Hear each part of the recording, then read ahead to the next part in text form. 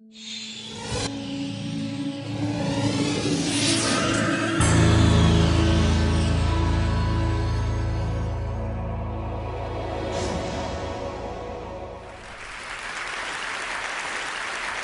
going to start here.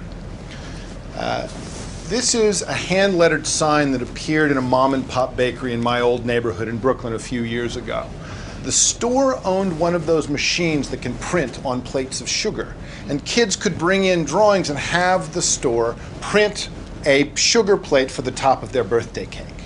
But unfortunately, one of the things kids liked to draw was cartoon characters. They'd like to draw the Little Mermaid, they'd like to draw Smurf, they'd like to draw Mickey Mouse. But it turns out to be illegal to print a child's drawing of Mickey Mouse onto a plate of sugar. And it's a copyright violation. And policing copyright violations for children's birthday cakes was such a hassle that the college bakery said, you know what, we're getting out of that business. If you're an amateur, you don't have access to our machine anymore. If you want a printed sugar birthday cake, you have to use one of our prefab images, only for professional. So there's two bills in Congress right now. One is called SOPA, the other is called PIPA. SOPA stands for the Stop Online Piracy Act. It's from the Senate. PIPA is short for Protect IP, which is itself short for Preventing Real Online Threats to Economic Creativity and Theft of Intellectual Property, because the congressional aides who name these things have a lot of time on their hands. And what SOPA and PIPA want to do is they want to do this.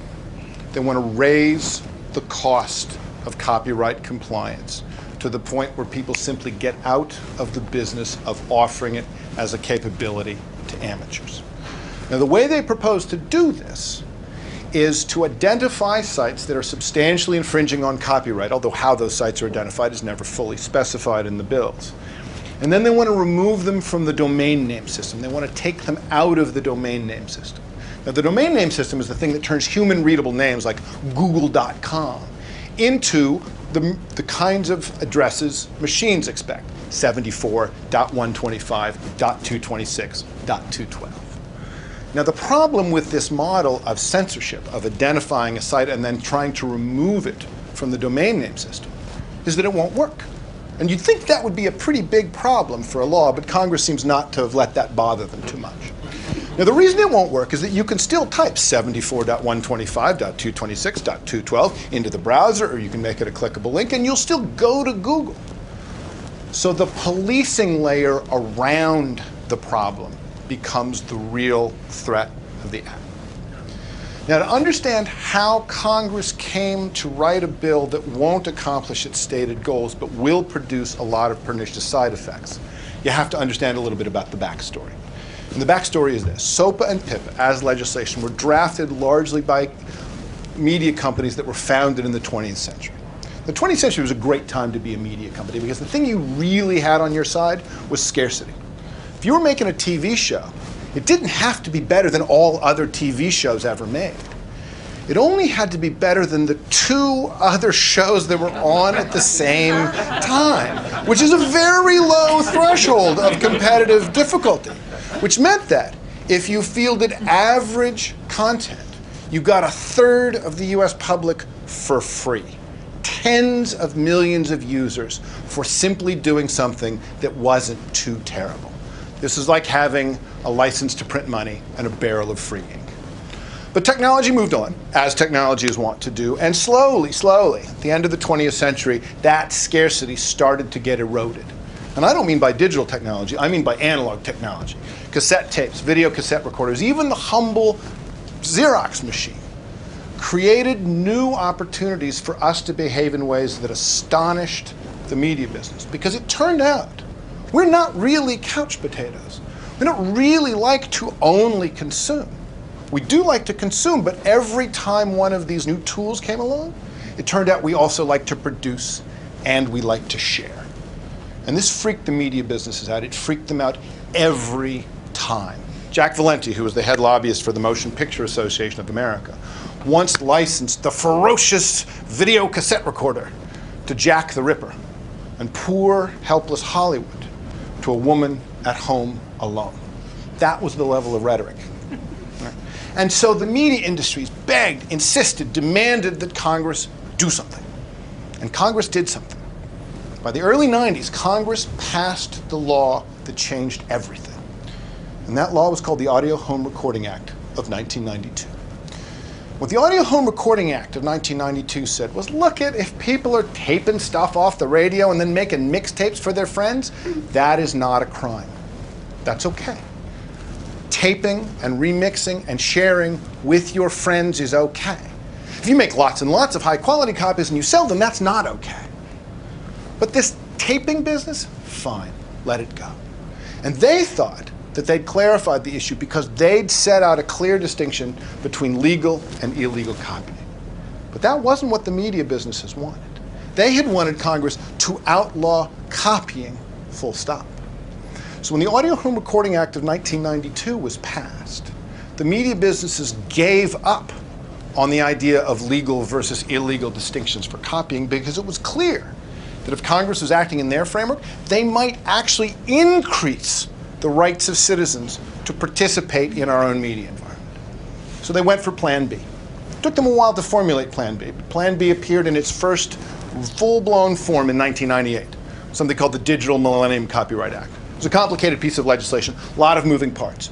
But the main thrust of the DMCA was that it was legal to sell you uncopyable digital material, except that there's no such thing as uncopyable digital material. It would be, as Ed Felton once famously said, like handing out water that wasn't wet. Bits are copyable. That's what computers do. That is a side effect of their ordinary operation. So in order to fake the ability to sell uncopyable bits, the DMCA also made it legal to force you to use systems that broke the copying function of your devices. Every DVD player and game player and television and computer you brought home, no matter what you thought you were getting when you bought it, could be broken by the content industries if they wanted to set that as a condition of selling you the content and to make sure that you didn't realize or didn't enact their capabilities as general purpose computing devices. They also made it illegal for you to try to reset the copyability of that content. The DMCA marks the moment when the media industries gave up on the legal system of distinguishing between legal and illegal copying and simply tried to prevent copying through technical means. Now, the DMCA had and is continuing to have a lot of complicated effects, but in this one domain, limiting sharing, it has mostly not worked. And the main reason it hasn't worked is the internet has turned out to be far more popular and far more powerful than anyone imagined. Right? The mixtape, the fanzine, that was nothing compared to what we're seeing now with the internet. We are in a world where most American citizens over the age of 12 share things with each other online. We share written things, we share images, we share audio, we share video. Some of the stuff we share is stuff we've made. Some of the stuff we share is stuff we've found. Some of the stuff we share is stuff we've made out of what we found. And all of it horrifies those industries. So PIPA and SOPA are round two.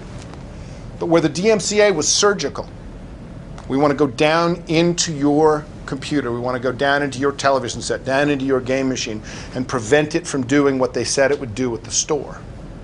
PIPA and SOPA are nuclear. They're saying we want to go anywhere in the world and censor content.